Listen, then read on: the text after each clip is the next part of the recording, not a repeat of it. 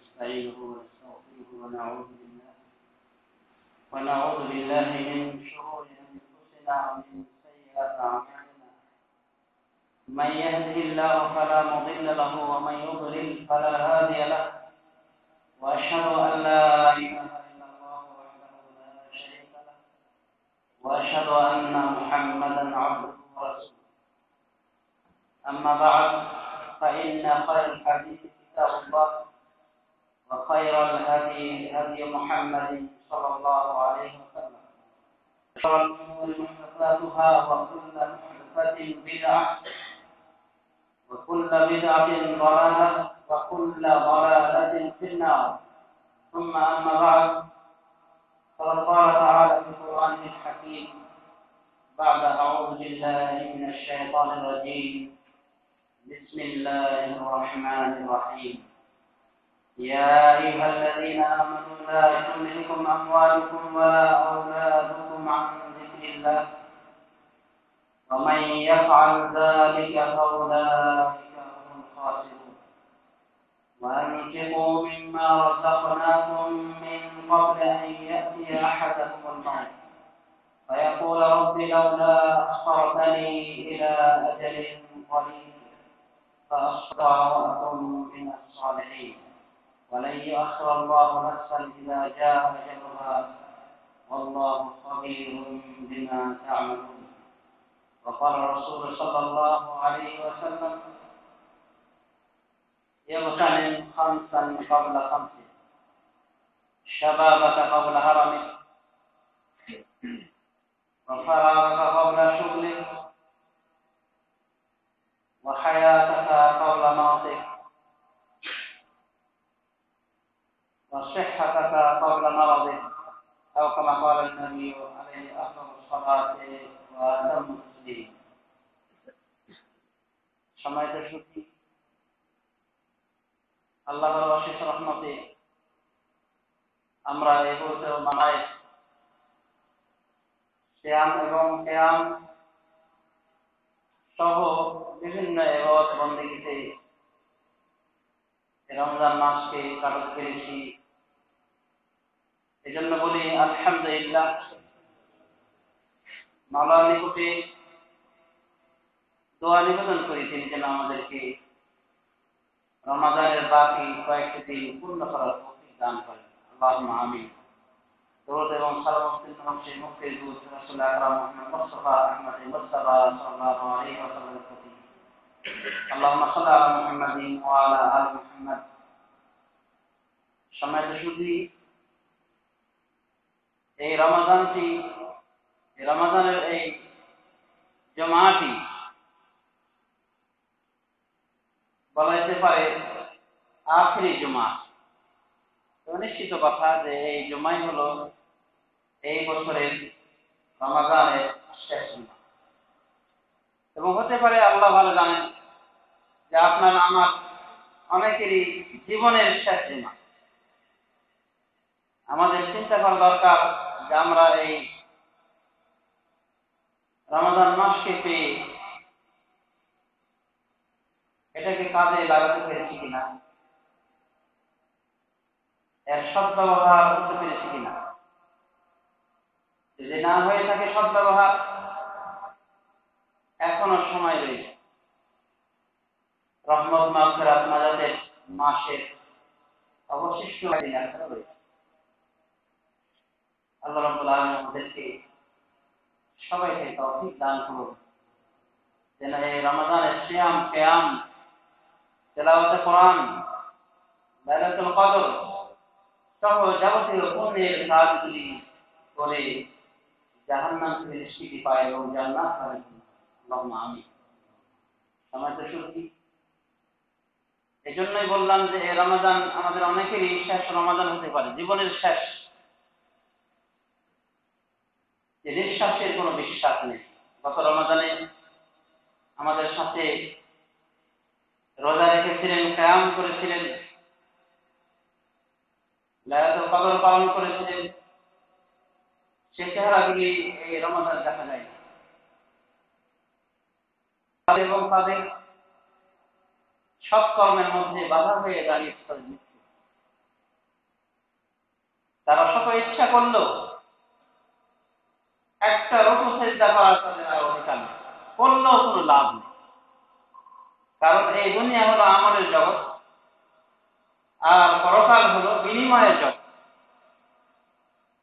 এবং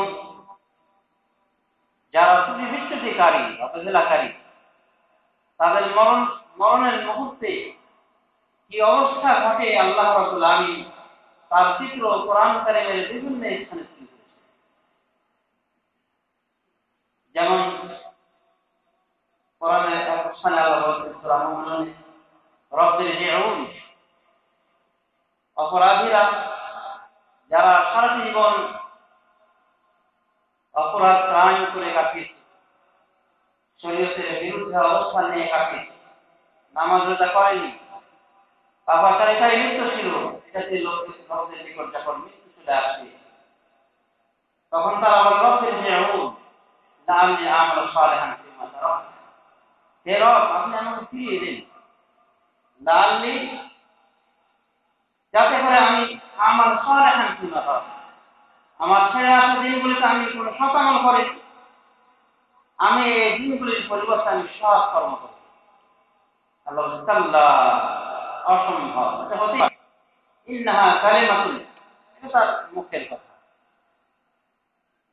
ওয়া মিন ওয়ারাইহিম বারযাখুন ইলা ইয়াউম, এবং এই সমস্ত মৃতদের পিছনে সে বারযাখ, বিরাট আকারের মাটি, কিয়ামত অবধি তারা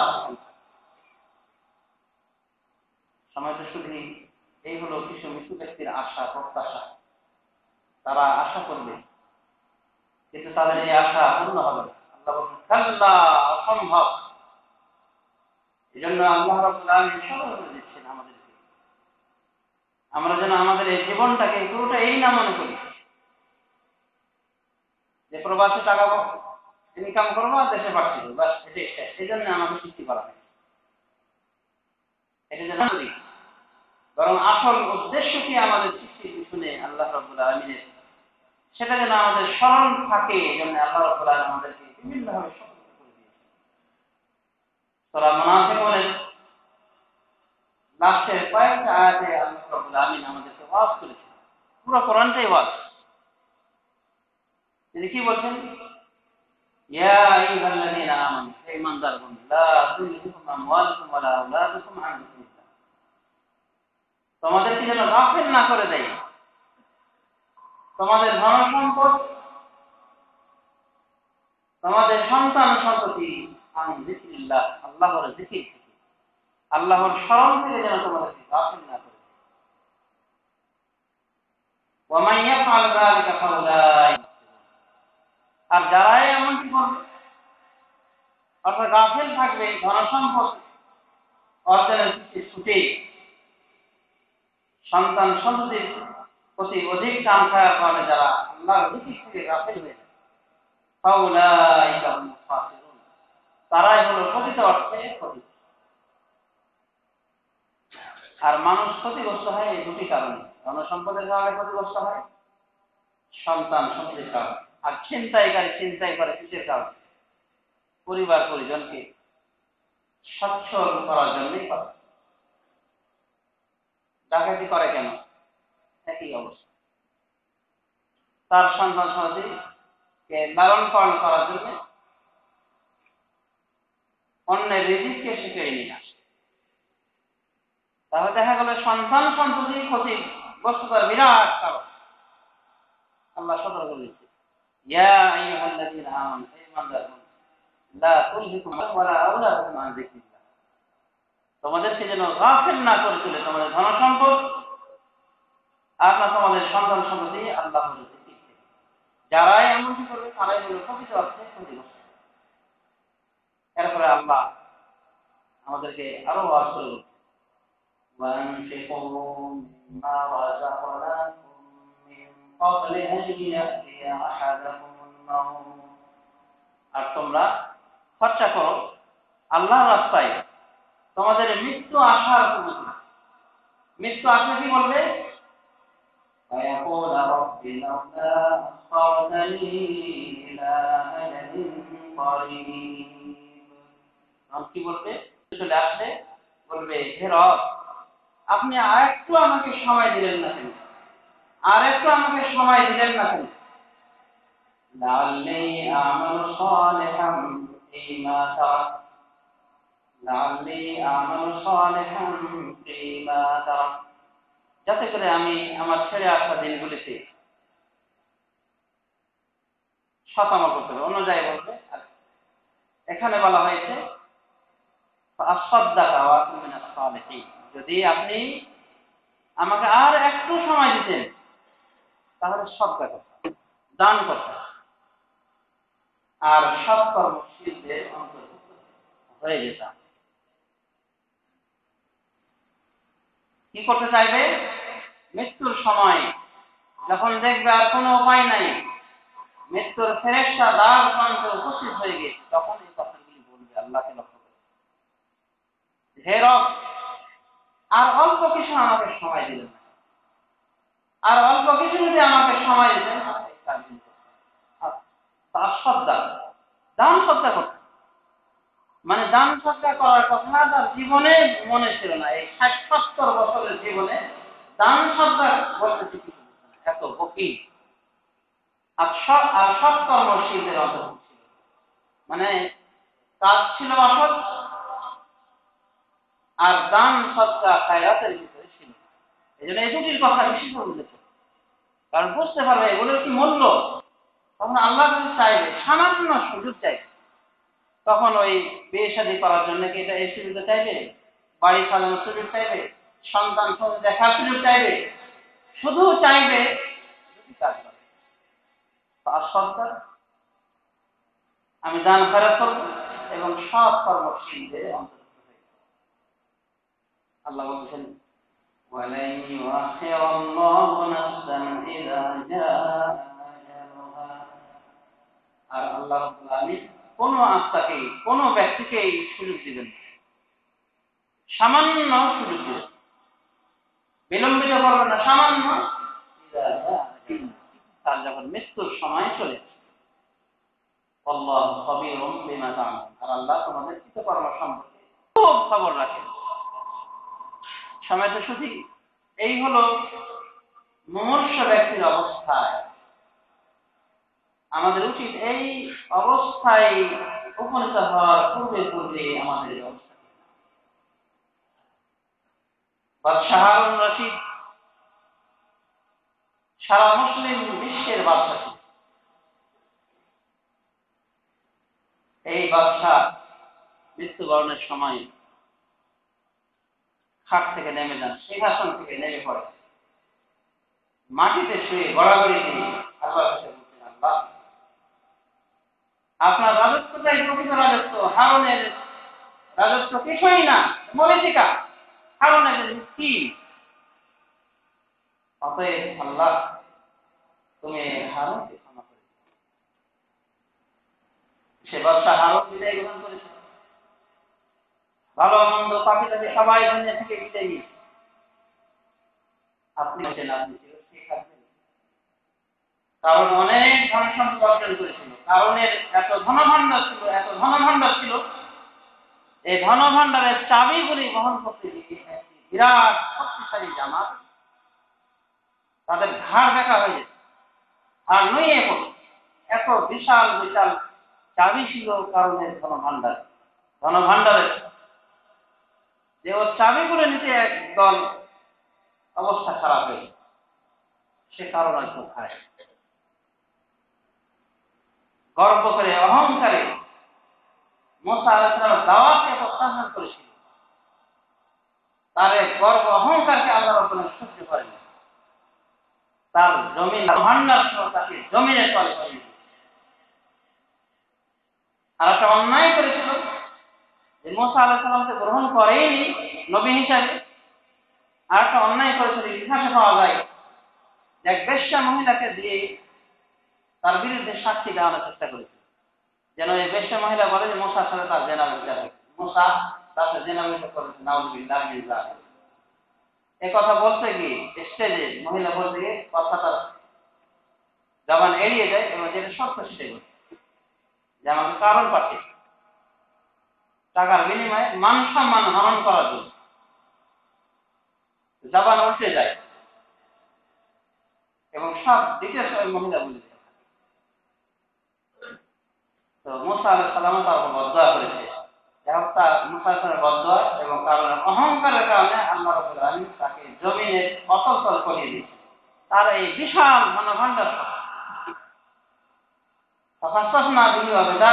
আল্লাহ বলছেন যে ওকে এবং ওর বাড়ি সহ একেবারে জমিনের গহ্বরে ছড়িয়ে।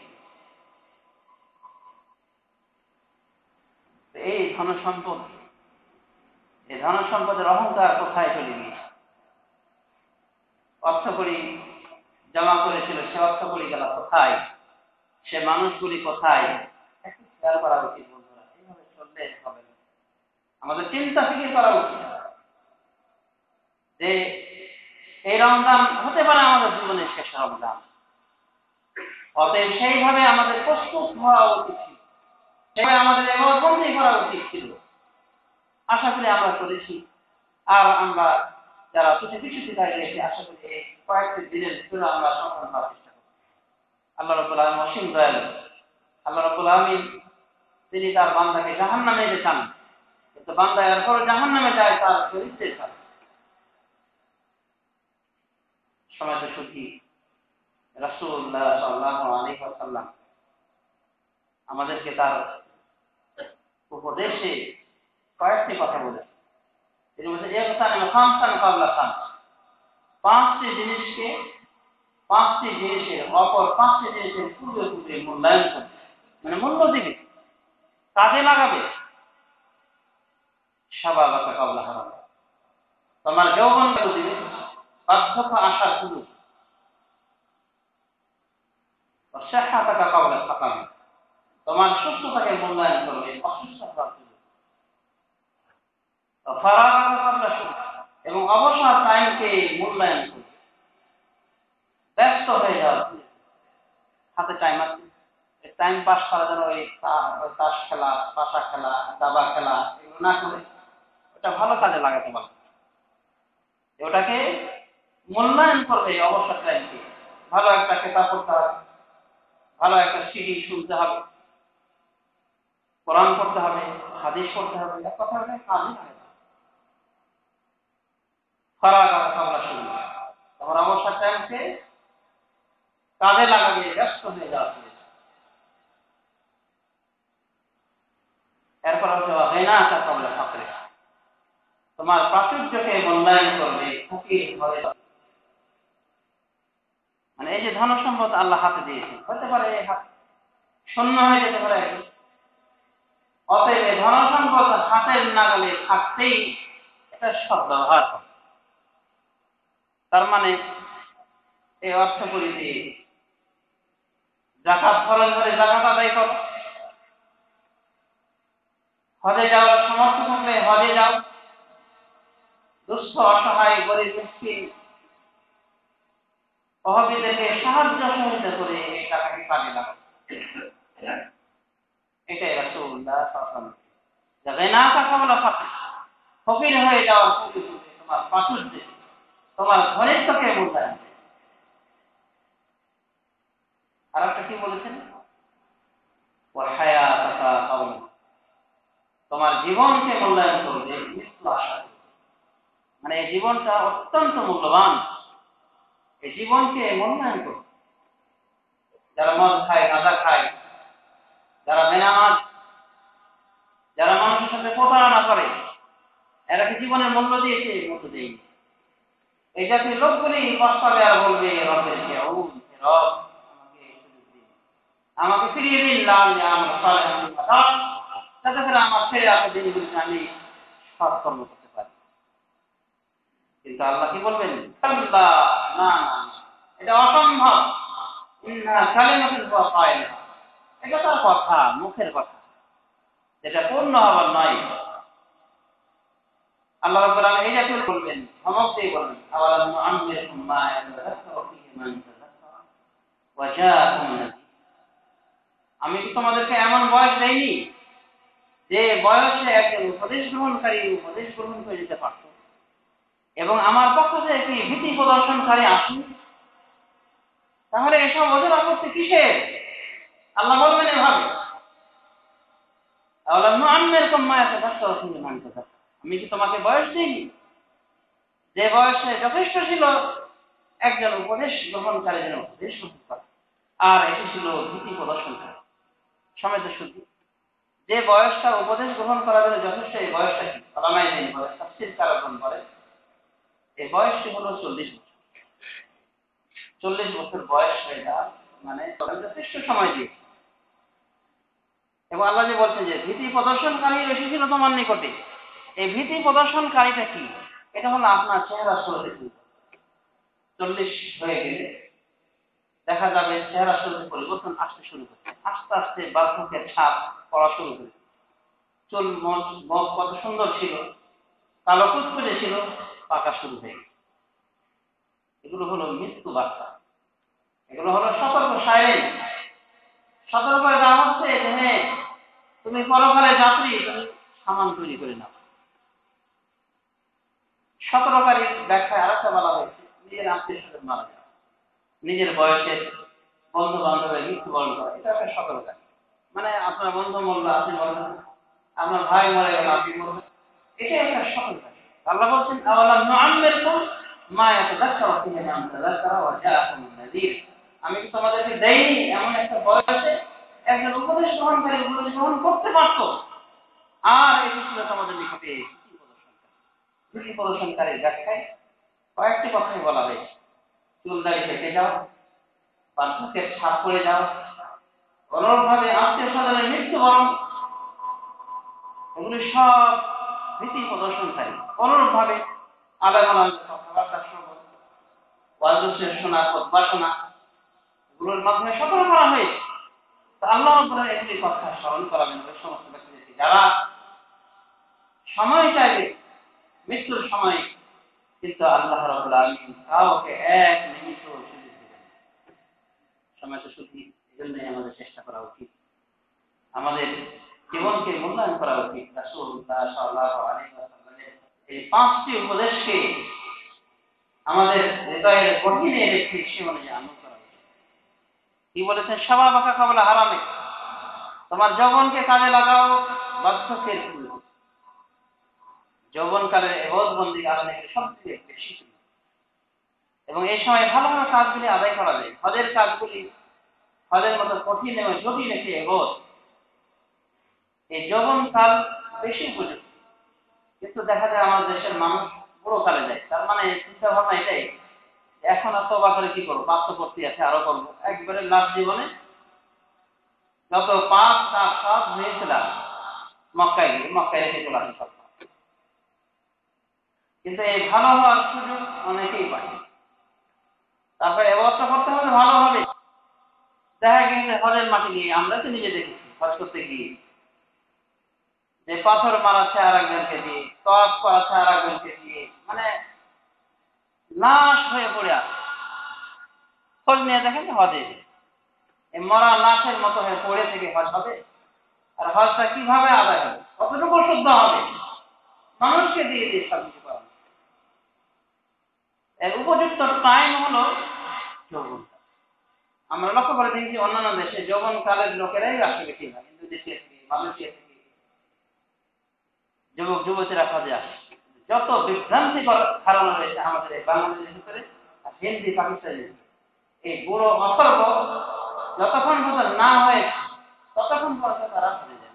আর এমনও রয়েছে যে কবরে চলে যাচ্ছে, হজের কোনো খবর, হজের কোনো খবর নেই। রাসূলুল্লাহ সত্যি বলেছেন যে মানুষ বুড়ো হয়ে যায়, কিন্তু দুটি বিষয় তার যৌবনে থাকে, বুড়ো হয় না, ওগুলো আরো তাজা হয়। সেগুলো কি? ধন সম্পদের প্রতি লোভ হিংসা, আর আরো বেশি বেঁচে থাকার আশা। এই দুটো কারণে দেখা যায় একজন বড় মানুষ 80-90 বছরের মানুষও দেখবেন যে ভাবছেন তার আরো আশা, আরো ধন সম্পদ সে পাক, এবং আরো তাকে আয়ু দেওয়া হয়, কিন্তু তার কথা মতো আল্লাহ চলেন। অতএব বন্ধুর সাবধান, এই যৌবনকালকে মূল্যায়ন করা উচিত।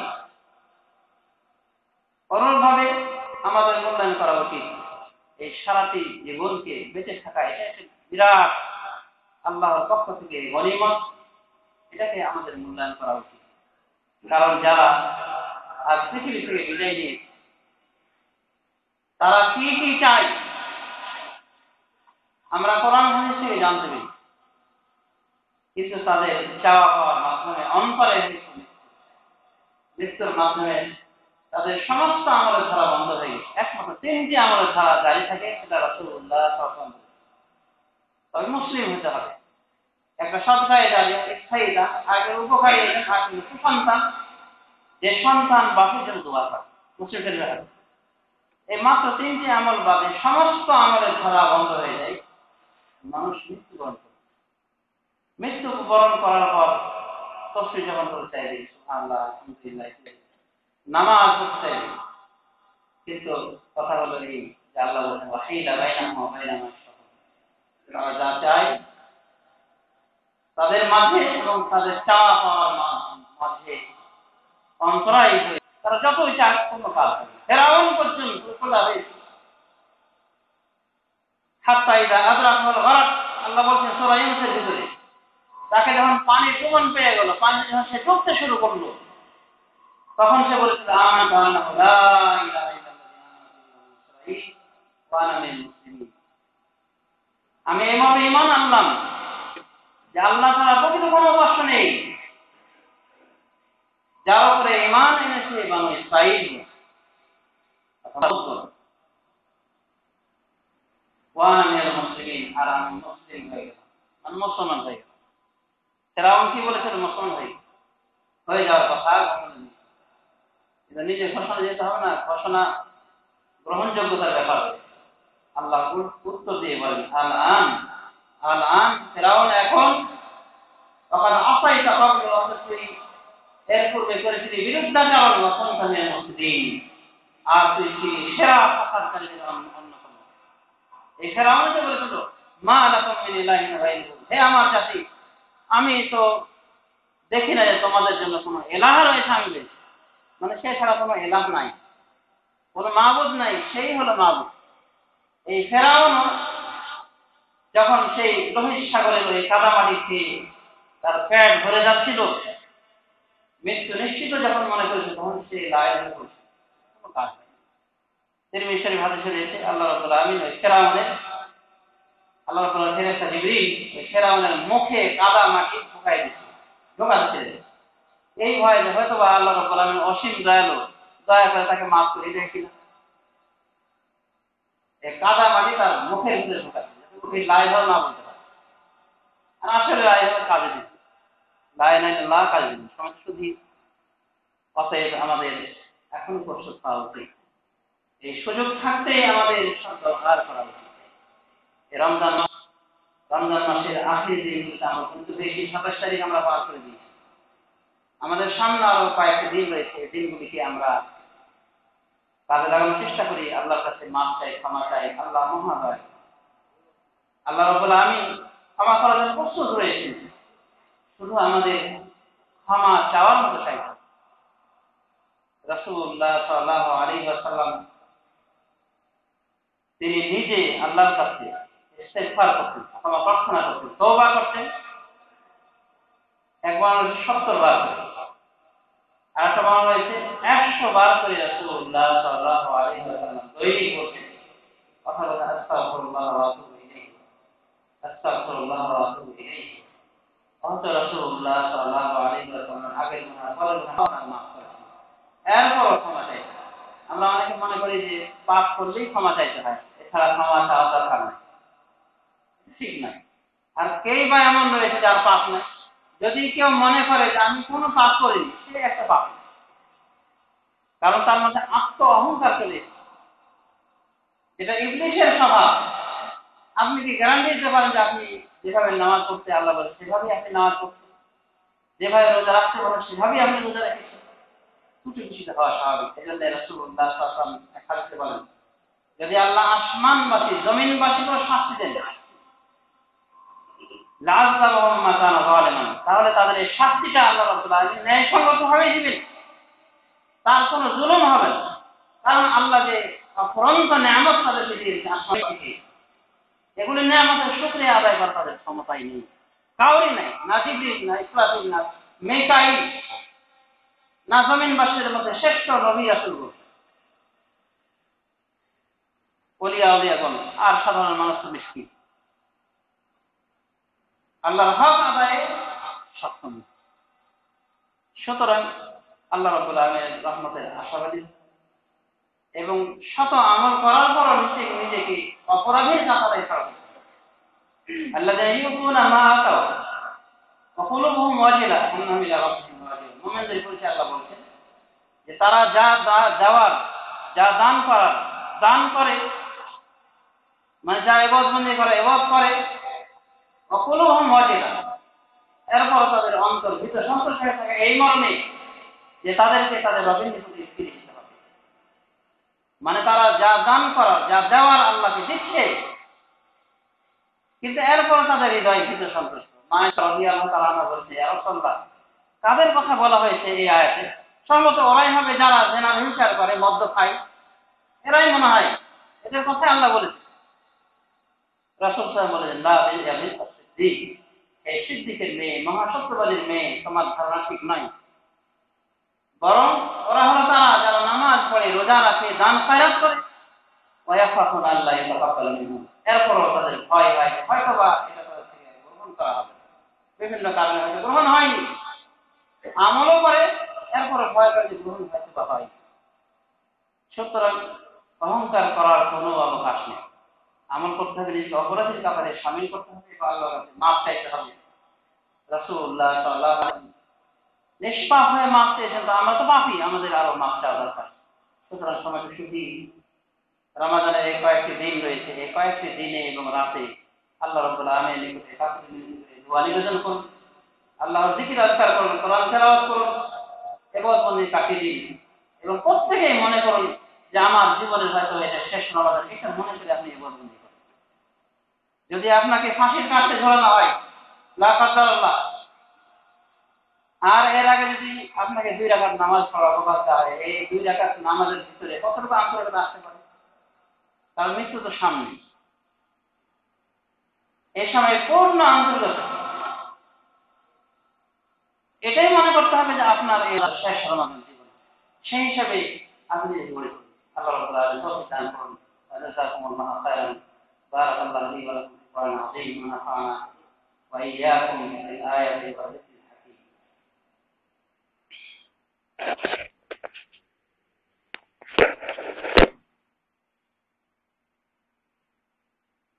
আলহামদুলিল্লাহি রাব্বিল আলামিন ওয়া সাল্লাল্লাহু আলা নাবিয়িনা ওয়া আলা আলিহি ওয়া সাহবিহি আজমাইন ওয়া মান তাবি'আহুম বিইহসান ইলা ইয়াউমিদ্দিন, আম্মা বা'দ। সমাজে সুধী, আশা করি বুঝতে পেরেছেন আমাদের এই কয়েকটি দিনের ভিতরে সৎ আমলগুলি সংক্ষেপে আবারও বলি যে আমাদের সামনে কিয়ামুল লাইল রয়েছে, বাকি কয়টি রাত আমরা কিয়ামুল লাইলে কাটানোর চেষ্টা করবো, কোরআন তেলাওয়াত করবো, জিকির আজকার করবো এবং ফিতরার কথা পালন করি। যে ফিতরা আপনার ঈদের পূর্বে আদায় করে এবং খাদ্য দিয়ে আদায় করেন, রাসূলুল্লাহ সাল্লাল্লাহু আলাইহি ওয়াসাল্লামের সুন্নাতকে জিন্দা করেন। আমাদের বাংলার মানুষগুলি রাসূলের সুন্নাতকে ফুটি কিভাবে রেখেছে। দুঃখের বিষয় হলো অতি সত্য কথা যে এই ফিতরার ক্ষেত্রে সুন্নতি তরিকা এড়িয়ে চলার কারণে অনেক গঠিত কাজ হয়েছে। এই ফিতরার টাকা দিয়ে দেখা যায় আজে বাজে কর্ম করা হয়, এটা সেটা বিভিন্নভাবে মানে নিয়োগ করা হয়ে থাকে, টাকা দিয়ে কেউ মোটরসাইকেল, কেউ হাবি ইত্যাদি কিনে, কেউ দেখা যায় যে ওই এমন কিছু করে যেগুলো ইসলামী শরীরের সম্মত না। আসলে মিসকিনদের এটা হক, মিসকিনদের হক থাকতে বলবে, এরকম পরিস্থিতি রয়েছে। তো এগুলো থেকে আমাদের বেঁচে থাকা উচিত এবং সুন্নাত তরিকা আদায় করা উচিত। এবং খাদ্যের পরিমাণ বলেছি 100, যেটার 2.5 কেজি, 3 কেজি, এমনকি 3 কেজি বলা হয়। 3 কেজি যদি দেয় তাহলে এটা সর্বোচ্চ সতর্কতা অবলম্বন করা হলো। আল্লাহ রাব্বুল আলামিন তৌফিক দান করুন। আল্লাহুম্মা আ'ইজ্জিল ইসলাম ওয়াল মুসলিমিন ওয়া আযিল্লা শিরকা ওয়াল মুশরিকিন। اللهم اغفر لجميع المؤمنين والمؤمنات والمسلمين والمسلمات والمؤمنات والمؤمنات برحمتك يا ارحم الراحمين. ربنا آتنا في الدنيا حسنة وفي الآخرة حسنة وقنا عذاب النار. سبحانك اللهم وبحمدك أشهد أن لا إله إلا أنت أستغفرك وأتوب إليك. وقوموا إلى الصلاة.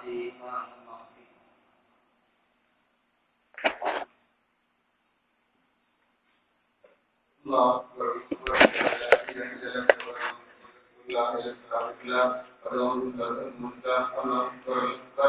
لا إله إلا الله